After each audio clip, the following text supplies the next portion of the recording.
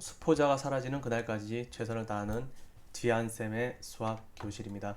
이번 시간에는 지난 3시간 동안 배웠던 곱셈 공식에 대해서 몇 가지 유형의 문제를 풀어보도록 하겠습니다. 자, 첫 번째 문제입니다. x 세제곱이 5일 때 다음 식의 값을 구하라는 문제입니다. 우리가 곱셈 공식이니까 실제로 다 풀어버리면 되죠. 풀어버려가지고 x 세제곱이 5라는 힌트를 줬으니 문제에서 그러면 이것을 이제 적극적으로 활용해서 이제 문제를 풀면 되겠네요. 자, 그런데 자세히 보니까 우리가 x 플러스 1, x 마이너스 1 이것도 우리가 푸는 걸 배웠죠. x 제곱 빼기 1이라고 더하기 빼기 합차는 앞에 거의 제곱 빼기 뒤에 거의 제곱이니까 1의 제곱 1의 제곱은 1이니까 그 다음 이것에 관한 곱셈 공식 우리가 따로 배운 적은 없어요.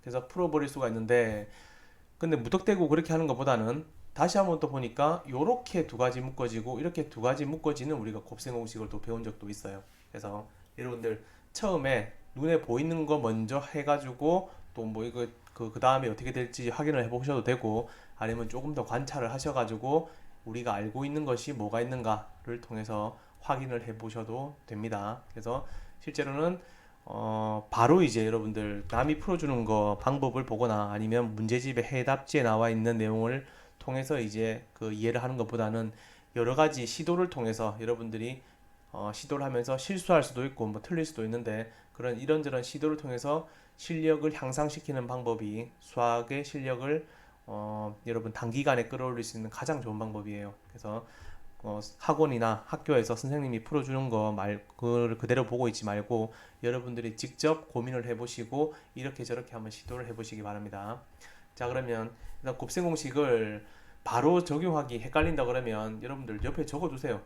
적어두면 되죠. a 플러스 b의 a의 제곱에 빼기 ab 더하기 b의 제곱은 뭐였다?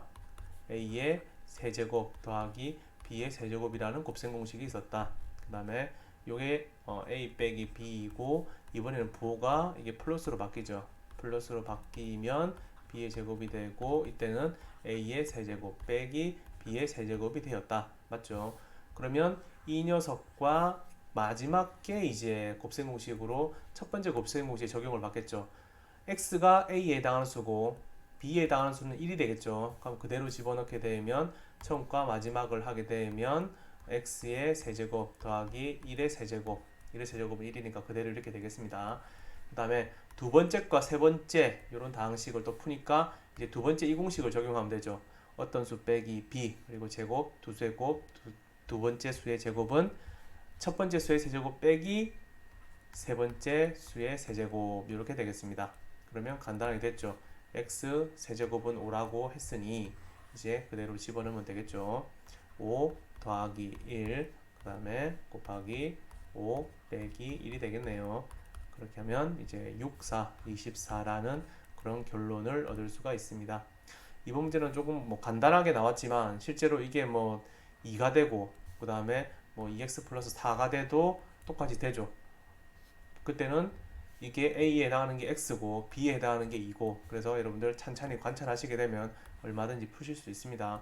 거꾸로 하나의 여러분들 문제를 풀어보고 여기서 막 숫자를 바꾼 것들을 여러분 스스로 문제를 만들어서 한번 내보셔도 돼요. 어차피 똑같은 원리죠.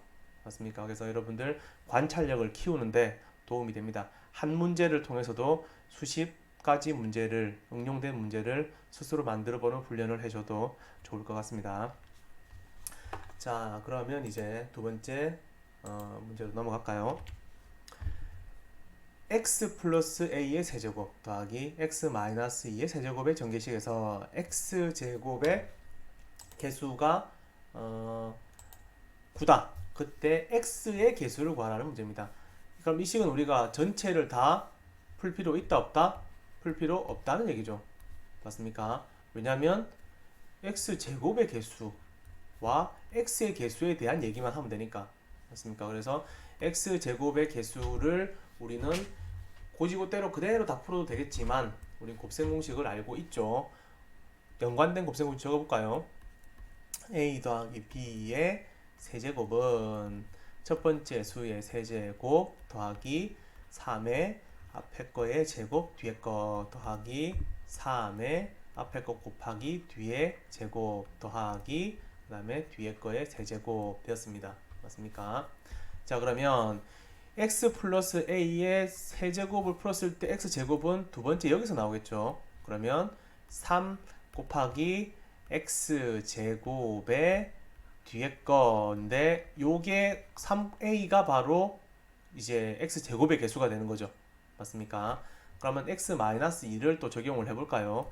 그러면 똑같아요.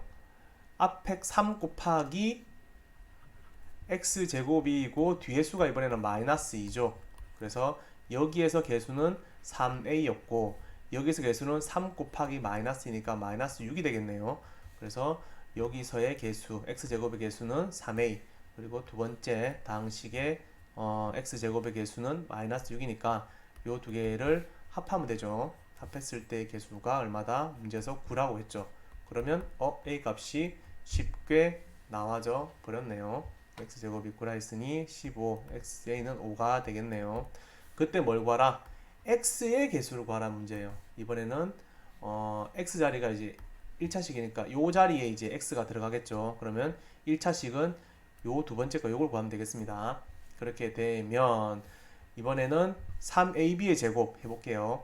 3 곱하기 앞의 수는 x, 뒤의 수는 b의 제곱이죠. 즉 여기서는 b의 제곱이 바로 a의 제곱이 되는 거죠. 두 번째 수니까 a의 제곱 그 다음에 더하기 그 두 번째 식의 정계한 식에서 똑같이 이걸 그대로 해봅니다. 3 곱하기 첫 번째 수 곱하기 두 번째 수의 제곱 3 곱하기 첫 번째 수는 x였죠. 두 번째 수는 마이너스인데 마이너스를 그대로가 아니라 마이너스의 제곱을 해야 되죠. 맞습니까? 그러면 x의 개수라고 그랬으니까 여기서는 3a의 제곱이 되는 것이고 여기서는 3 곱하기 마이너스 2의 제곱은 4죠. 마이너스 2 마이너스 2니까 그러면 12가 되겠네요. 플러스 12가 되겠습니다. 아까 이제 a를 5라고 구했으니 5는 25, 3은 75가 되겠네요. 75 더하기 10이라서 답은 87이라는 아주 무지막지하게 큰 수가 나오네요. 자, 그래서 여러분들 이런 문제는 만약에 좀 중간에 헷갈린다 그러면 우리가 알고 있는 공식대로 다 풀어서 이 식도 3차식 정리하고 3차식 정리해도 돼요.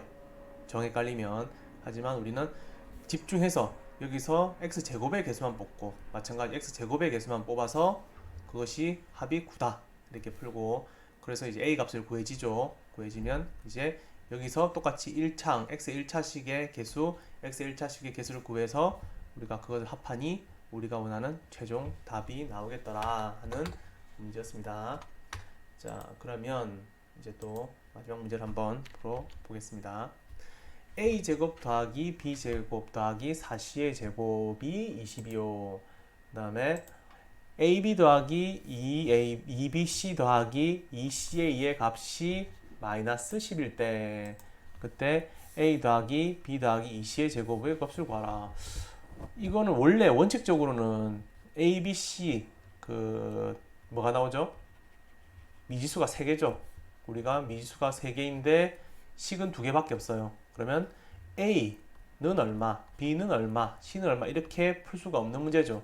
즉 연립방정식의 문제가 아니라는 얘기입니다. 그래서 이때는 통째로 덩어리로 생각하는 그런 문제예요. 우리가 덩어리로 생각해야 되는 문제를 크게 곱셈공식에서 두 가지를 배웠어요. 어떤 걸 배웠어요? A 더하기 B 더하기 C의 제곱은 뭐다 라는 식을 배웠어요. 그때는 a제곱 더하기 b제곱 더하기 c제곱이고 플러스 2ab 플러스 2로 다 묶을게요. 그러면 ab 더하기 bc 더하기 ca라는 얘기였고 또 하나 배운 게 있죠. a 더하기 b 더하기 c에 a제곱 더하기 b제곱 더하기 c제곱 이번에는 빼기 ab 빼기 bc 빼기 CA였죠. CA는 이번에는 세제곱이었습니다. A의 세제곱, B의 세제곱, C의 세제곱 빼기 3A, B, C라는 그런 걸 배웠어요. 그러면 A 더하기 B 더하기 C, 그 다음에 제곱끼리의 합, 그 다음에 두 수의 곱의 합 이런 세 덩어리가 나왔고 여기서는 덩어리가 하나, 덩어리가 둘, 요건 마이너스로 다 묶어지죠. 덩어리가 셋, 덩어리가 넷, 덩어리가 무려 5개가 나왔어요. 됐죠? 그때 일단은 만약에 요 문제만 보고 긴가민가 하다 그러면 적으세요. 무조건 아시는 공식 옆에 적어두고 그 다음에 비교를 하시면 됩니다. 그런데 두 번째 식보다는 이번에는 첫 번째 식이 이 문제에 해당하겠네요. 왜냐하면 제곱인데 C의 제곱이나 4C의 제곱이요. 상관없죠. 어차피 이거는 C 대신에 2C가 들어갔다 보면 되니까 2C의 제곱 보니까 맞네요. C 자리는 다 2가 붙어 있네요. 맞습니까? 여기도 똑같이 C 대신에 2를 집어넣었다고 생각하면 되겠죠. 그러면 이제 요 식을 약간 응용을 해서 풀면 되겠습니다. C 자리에 집어넣으니까 2C를 집어넣으니까 A 더하기 B 더하기 2C란 녀석의 제곱은 보이는 C 자리에 무조건 2C를 다 집어넣으면 되죠. A의 제곱 더하기 B의 제곱 더하기 C가 아니라 2C의 제곱이 되죠. 그 다음에 2 곱하기 AB는 뭐 그대로 AB인 거고 C 대신에 2C가 들어가니까 요속은 2BC가 되겠죠. 마찬가지 C 대신에 2C가 들어가니까 2CA가 되겠죠. 이렇게 되겠습니다. 근데 문제에서 지적한 거를 그대로 집어넣으면 되죠. 요 값이 20이다. 요 값이 바로 요 값이죠. 20이다. 그 다음에 이번에는 이 값이죠. 이 값이 문제에서는 마이너스 10이라고 그랬네요. 2 곱하기 마이너스 10이니까 20 빼기 20이라서 답은 0 이렇게 구해진다는 얘기가 되겠습니다. 그래서 곱셈 공식에 대해서는 난이도가 물론 더 어렵게 나올 수도 있지만 요 정도 수준만 해도 충분히 여러분들 처음에 이제 그 곱셈 공식에 대해서 배운 다음에 풀 수 있다 그러면 충분히 이제 곱셈 공식에 대해서는 마스터를 하셨다고 보셔도 됩니다. 자, 그러면 이제 다음 시간에는 곱셈 공식의 변형에 대해서 공부해 보도록 하겠습니다. 곱셈 공식만 여러분들 튼튼하게 기초를 다지고 계시면 곱셈 공식의 변형은 그다지 어렵지 않습니다. 대신에 이제 곱셈 공식의 변형을 배우는 이유는 그만큼 활용도가 높기 때문이에요. 그래서 다양한 응용 문제가 나오니까 마찬가지 곱셈 공식의 변형에서 다양한 이제 문제를 통해서 또 이해를 해보도록 하겠습니다. 네, 수고하셨습니다.